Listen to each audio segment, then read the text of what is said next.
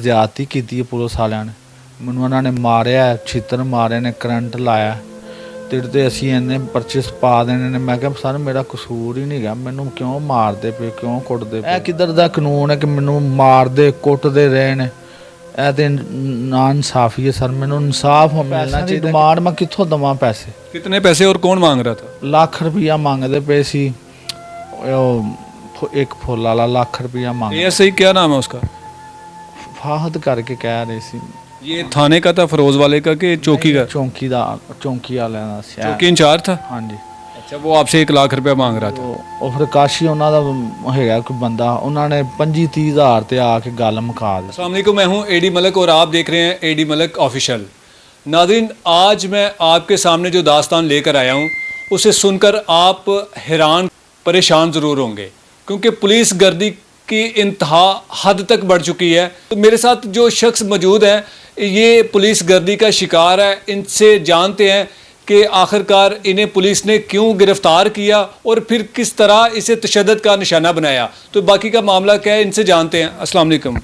वालेकुम सलाम। भाईजान, क्या नाम है आपका? मेरा नाम मोहम्मद सलीम। अच्छा सलीम साहब, क्या मसला क्या हुआ था? क्यों आपके घर पुलिस आई, आपको उठा के लेके गई? सर मैनू भी नहीं पता। आए ने 7-8 जाने आए ने। रोज़ा मैं खोलना पिया, आके मैनू उन्होंने ज़बरदस्ती फड़िया गिरेवान नूं। और मैं क्या सर मेरा कसूर की, मैं दसो। तैनूं उत्थे जाके दसने। कितने लोग थे पुलिस के? 8-10 हैगे सी। सबने यूनिफॉर्म पहने हुए थे? हाँ, 2 उंज सी सिविल कपड़े पाए सी, बाकी पुलिस वाले सी। उन्होंने जाके उत्थे मैनू मारिया कुटिया।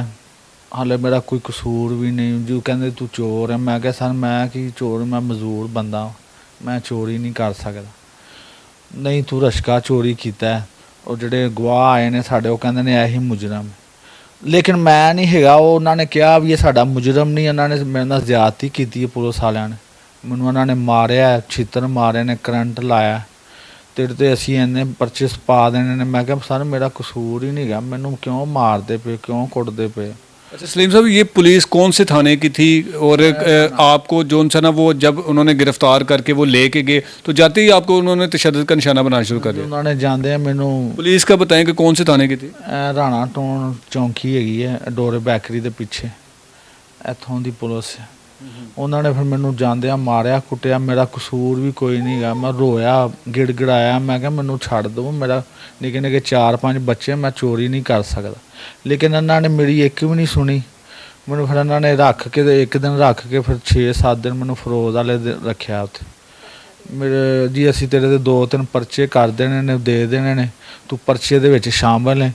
लेकिन जिन्हां दा रश्का चोरी होया, कोई रश्का चोरी नहीं होया। वो आके साडे घर आके कह रहे जी असी जाके उत्थे कहा जी साडा मुजरम नहीं। तो जे मैं नहीं मुजरम हैगा, इन्होंने मैनू क्यों मारिया, क्यों कुटिया, क्यों करंट लाया? बकायदा पैसों की डिमांड। मैं अच्छा, आपको करंट लगाते रहे? हाँ जी, मैनू पैसों की डिमांड, मैं कित्थों देवां पैसे? कितने पैसे और कौन मांग रहा था? ਲੱਖ ਰੁਪਈਆ ਮੰਗਦੇ ਪਏ ਸੀ। ਇੱਕ ਫੁੱਲ ਵਾਲਾ ਲੱਖ ਰੁਪਈਆ ਮੰਗ। एएसआई क्या नाम है उसका? ਫਾਹਦ ਕਰਕੇ ਕਹਿ ਰਹੇ ਸੀ।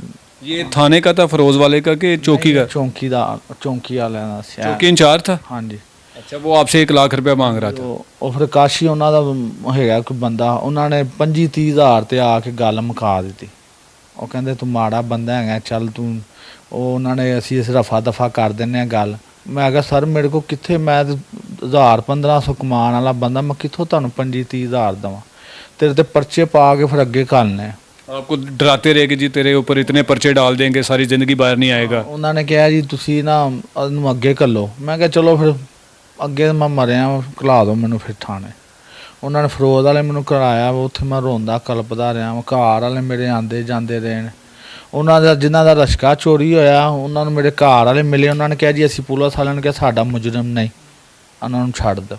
ਇਹ ਕਿੱਧਰ ਦਾ ਕਾਨੂੰਨ ਹੈ ਕਿ ਮੈਨੂੰ ਮਾਰਦੇ ਕੁੱਟਦੇ ਰਹੇ ਨੇ? ਇਹ ਤੇ ਨਾ ਇਨਸਾਫੀ ਹੈ ਸਰ। ਮੈਨੂੰ ਇਨਸਾਫ ਮਿਲਣਾ ਚਾਹੀਦਾ ਕਿ ਜਿਹੜਾ ਕੋਈ ਨਵਾਂ ਮਹਿਕਮਾ ਆਉਂਦਾ ਅੱਧਰ ਹੀ ਮੂੰਹ ਕਰਦਾ, ਜਿਹੜਾ ਕੋਈ ਨਵਾਂ ਮਹਿਕਮਾ ਆਉਂਦਾ ਅੱਧਰ ਹੀ ਮੂੰਹ ਕਰਦਾ। ਮੈਨੂੰ ਚੁੱਕ ਕੇ ਲੈ ਜਾਂਦੇ, ਬਾਦੋਂ ਪੈਸਿਆਂ ਦੀ ਡਿਮਾਂਡ ਜੀ 50,000 ਦਿਓ ਜੀ, ਲੱਖ ਰੁਪਈਆ ਦਿਓ। ਮੈਂ ਕੋਈ ਇੱਥੇ ਸ਼ਰਾਬ ਵੇਚਣਾ ਜਾਂ ਪਾਊਡਰ ਵੇਚਣਾ? ਮੈਂ ਮਜ਼ਦੂਰੀ ਕਰਨਾ। ਹਾਂ ਮੇਰੇ ਕੋਈ ਦੋਸਤ ਹੈਗੇ ਨੇ ਪੁਲਿਸ ਵਾਲੇ, ਉਹ ਮੈਨੂੰ ਨਹੀਂ ਪਤਾ ਕਿ ਇਹ ਕੰਮ ਲਵਾਉਂਦੇ ਨੇ ਜਾਂ ਮੁਖਬਰ ਕੰਮ ਲਵਾਉਂਦੇ ਨੇ। ਇੱਕ ਨੇ ਕਿਹਾ ਸੀ ਮੈਨੂੰ ਇਹ ਹੋਂਡਾ ਦੀ ਲੈਮੀਨੇਸ਼ਨ ਕਰਾ ਦੇ, ਮੈਂ ਕਿਹਾ ਸਰ ਮੈਂ ਨਹੀਂ ਕਰਾ ਸਕਦਾ। ਉਹ ਕਹਿੰਦਾ ਮੈਂ ਤੁਹਾਨੂੰ ਫਿਰ ਚੰਗਾ ਇੰਝ ਹੀ ਸਰ ਮੇਰੇ ਨਾਲ ਜੋ ਵੀ ਜਿਹੜਾ ਵੀ ਆਂਦਾ ਜੀ ਇੰਝ ਹੀ ਮੇਰੇ ਨਾਲ ਕਰਦਾ ਹੈ, तो मैं रो के कहना कि मेरे नाल दोबारा इंज ना होवे। अच्छा, मुझे बताएं कि अब आपकी जान किस तरह छूटी, कैसे आप हवालात से बाहर आए? बस इंसाफ, ਤੁਹਾਨੂੰ ਪਤਾ ਚੋਰ ਨੂੰ ਡਰ, ਸਾਧ ਨੂੰ ਡਰ ਨਹੀਂ ਹੁੰਦਾ, ਚੋਰ ਨੂੰ ਹੁੰਦਾ। ਮੇਰਾ ਦੋਸਤ ਹੈਗਾ ਵਕੀਲ, ਉਹਨੂੰ ਫਿਰ ਪੈਸੇ ਦਿੱਤੇ, ਉਹਨੇ ਫਿਰ ਮੇਰਾ ਕੇਸ ਲੜਿਆ। ਉਹਨੇ ਕਿਹਾ ਜੀ ਸਾਡਾ ਬੰਦਾ 10 ਬੰਦਾ 15 ਨੇ ਕਿਹਾ ਕਿ ਚੋਰੀ ਨਹੀਂ ਕਰ ਸਕਦਾ, ਸ਼ਰੀਫ ਬੰਦਾ, ਮਿਹਨਤ ਕਰਦਾ। ਫਿਰ ਉਹਨਾਂ ਨੇ SHO ਨੇ ਕਿਹਾ ਪੇਸ਼ ਕਰਕੇ ਇਹਨੂੰ ਬਰੀ ਕਰ ਦੇਵੋ। ਫਿਰ ਉੱਥੇ ਗਏ ਆ ਕਚਹਿਰੀ, ਉੱਥੋਂ ਵਕੀਲ ਕਰਾਇਆ, तो मैनू इंसाफ नहीं मिले। जड़ा आपके ऊपर यानी कि कोई जुर्म साबित नहीं हुआ, ना कोई आपने किसी का रिक्शा चुराया, ना कोई और किसी किस्म की चोरी की? चोरी मैं कीती नहीं, किसी ने जिन्ना दी चोरी हुई सी उन्होंने कहा जी यह साडा चोर नहीं गा। तो यह मैं कहना कि इंसाफ मैनू मिलना चाहिए कि जिहड़ा बंदा आंदा मैनू मारदा कुटदा खिच के लै जांदा, बादों फिर कह दिंदा जी तेरे ते पर्चे इन्ने देने दे, तू पैसे ना दिते। तो सर मैं माड़ा बंदा, मैं कित्थों देवां इन्ने पैसे? अच्छा सलीम साहब, आपने पुलिस को कितने पैसे दिए?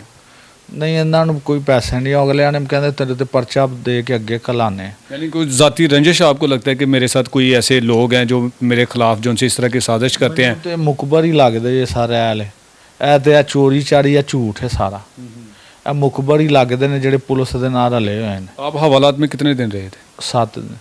अच्छा, आप उन 7 दिन की जो आपके बिला वजह आपको उन्होंने हवालात में बंद भी किया, आप पर बेईमाना तशद्दुद भी किया, तो आपने इन सब चीज़ों के ख़िलाफ़ कहीं आला हुकाम में कोई एप्लीकेशन दी है, कोई दरख्वास्त दी है कि आपके साथ ज़्यादती हुई है?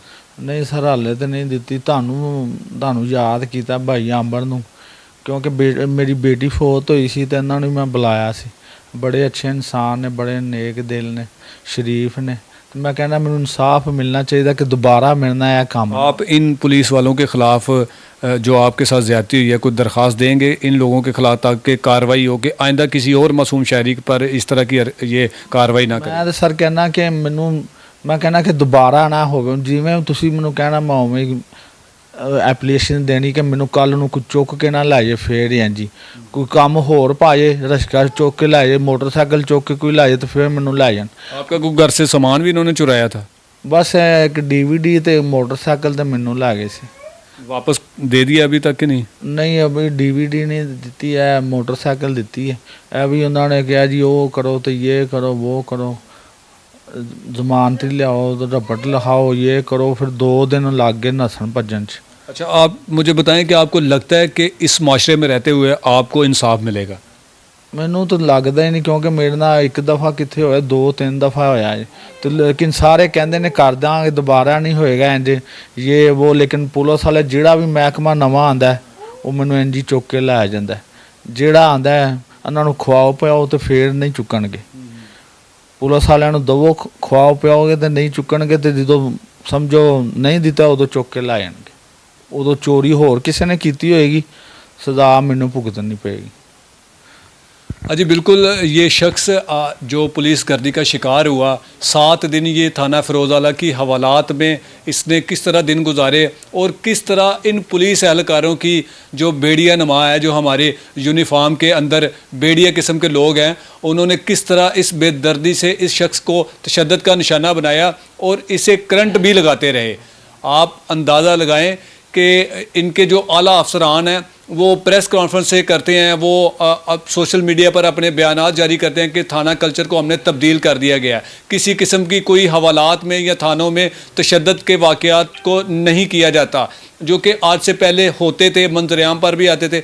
लेकिन अब सिर्फ़ और सिर्फ मंजर-ए-आम पर इसलिए नहीं आते क्योंकि ये इनके कुछ खुफिया टॉर्चर सेल होते हैं जहाँ पर ये मासूम लोगों को ले जाकर बेईमाना तशद्दुद का निशाना बनाते हैं। और ऐसे न जाने पता नहीं कितने से लोग होंगे जिनको बिला वजह उठाते हैं, जो कि इन लोगों की जो ख्वाहिशात होती हैं, जो कि इन लोगों की जो डिमांड होती हैं वो पूरी नहीं करते, तो फिर उन पर झूठी FIR करने के जो उनसे है ना वो इनको डराते हैं कि हम आपके ऊपर इस तरह की FIR दर्ज कर देंगे, सारी ज़िंदगी आप जेल में सड़ते रहेंगे। तो अगर आपने हमारा ये काम ना किया, तो इस शख्स के साथ भी इसी तरह इन पुलिस एहलकारों ने अपनी ज़ाती रंजिश जो उनसे ना वो निकाली है, और उस ज़ाती रंजिश को निकालते हुए इन्होंने बेईमाना इसको तशद्दुद का निशाना बनाया। ये हवालात में रोता रहा है, ये एक हाथ से माजूर भी है, न जाने ये अपने बच्चों का रोज़गार किस तरह कमाता है, अपना घर का सिस्टम किस तरह चलाता है, ये तो यही जानता होगा। लेकिन हमारे बावर्दी पुलिस एहलकारान को इन चीज़ों से कोई सरोकार नहीं है कि उनका घर किस तरह चल रहा है या किस तरह नहीं। उन्हें तो गर्ज है कि हमें हराम का पैसा देते जाएं, हमारा मुंह काला करते जाएं। ये थाने बंद कर देने चाहिए, इनको फ़ौज के हवाले कर देना चाहिए, ताकि ना तो ये रिश्वत का जो कल्चर है वो ख़त्म होना है, और ना ही इन लोगों ने ख़त्म करना है। क्योंकि इन लोगों को सिखाया जाता है कि जब तक आप किसी मासूम शख्स को गिरफ़्तार करें और उससे जब तक कोई आप पैसे ना निकलवाएं, तो आपने पीछा नहीं छोड़ना। अगर आपको ये वीडियो अच्छी लगी है तो कमेंट सेशन में आपने ज़रूर बताना है कि इस शख्स के साथ जो जुल्म करने वाले पुलिस एहलकार हैं उनके खिलाफ़ कार्रवाई की जानी चाहिए या नहीं। इसी के साथ मुझे दीजिए इजाज़त, मिलते हैं किसी और अच्छी वीडियो में, तब तक के लिए अल्लाह हाफिज़।